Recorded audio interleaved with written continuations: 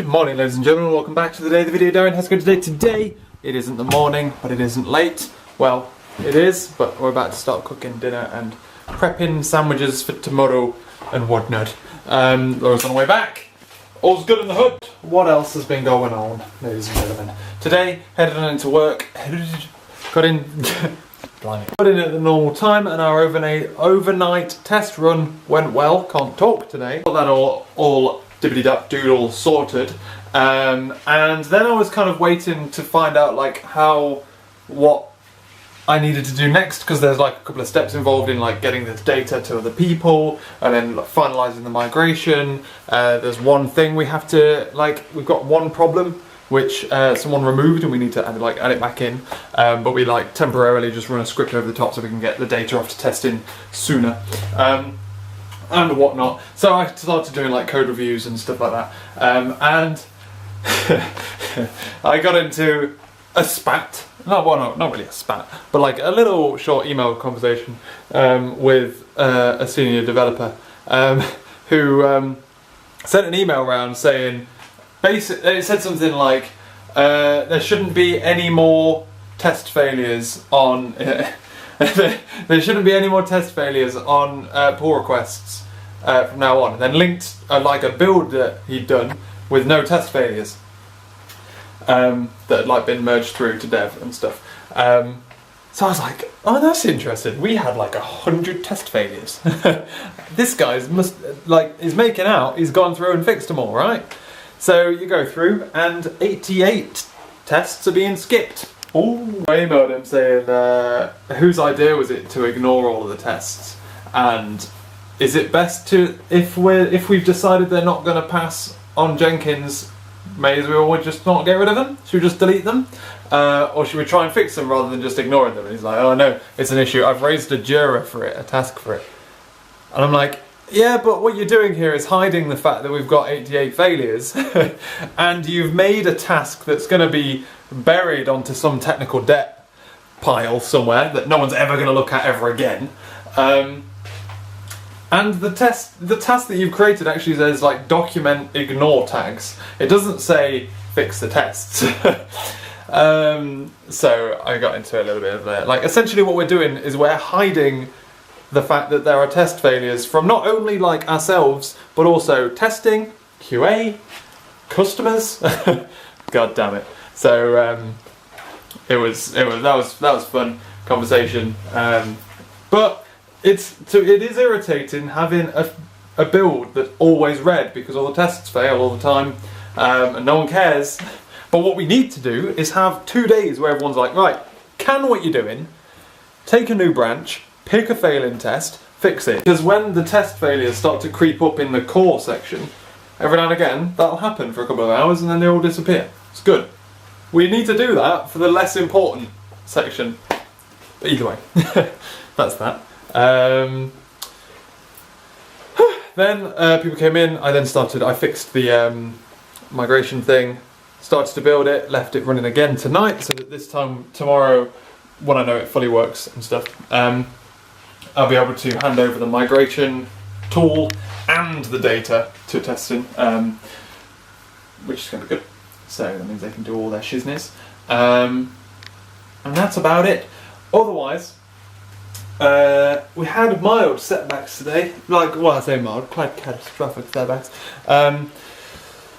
With reference, in fact, no. Okay, so programming lunch, I was working on my code for reflection. I'm having issues creating instances of the classes within inside the class that I'm creating an instance of. So within the constructor of the test class, I construct the target that I'm going to be testing, and I can't construct it because it says method can't be found. So I'm assuming that I'm trying to create it with an assembly that doesn't know of it, even though I'm building in the dependencies. I don't know whether I'm building in the dependencies into a different assembly and then invoking it off of the normal. I don't know. I feel like it's switching assembly halfway through, so when it goes through and starts creating a new instance of the thing, it doesn't know how to do it. It goes, but saying that, it finds the object. It has a reference to the object, it just can't find its constructor. So some weird shit's going on, and I need to figure out what that is. I have a feeling I had a problem when I started doing it originally, where I would do get types, and I couldn't get any types, even though there was lots of types in there, and I had to call a different method that wasn't get types. And I think that might be the problem, in the sense that like part of the fact that, or maybe because it's a published DLL, maybe it like hides constructors and stuff from you, because maybe, I don't know. So we'll see. Otherwise as well, which I just remembered and started telling you about before I had to cut back, I alluded the other day about potentially dropping you, telling you something pretty exciting this side of Christmas. Graham's awake. Saying that the other side of Christmas, unfortunately we've had a bit of a setback on that front, so that is definitely not going to be the case this side of Christmas, and most likely won't be until late January. I need to check stuff again to make sure that will still be okay for like after January rather than before and stuff, because it's, or well, no, we're okay this side of March.